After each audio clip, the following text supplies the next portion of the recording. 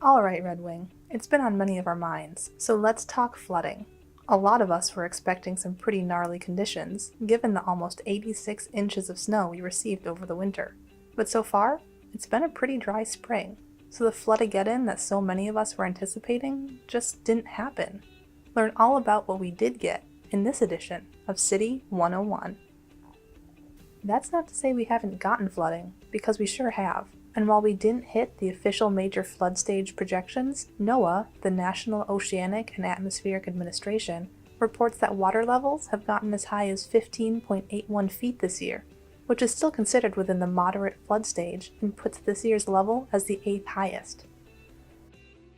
Some of the city's ongoing construction projects, like the Red Wing Bridge project and Levee Park dock improvements, had to be suspended due to high water levels, and several areas around our city, including Bay Point and Cobble Parks, closed for the same reason.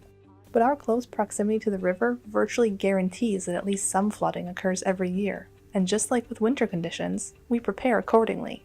Our public works crews close off and prep areas anticipated to undergo the worst flooding. You may have heard mention of keeping an eye on the crest. The crest is the highest level that the Mississippi River will reach, and the good news is, we've already hit it. From here, the river is expected to go down. It being spring, there is the potential for a second crest, but it would take a significant amount of rainfall for that to happen.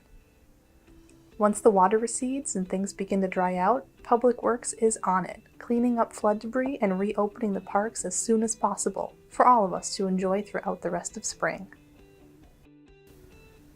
Got a question you'd like answered by those in the know?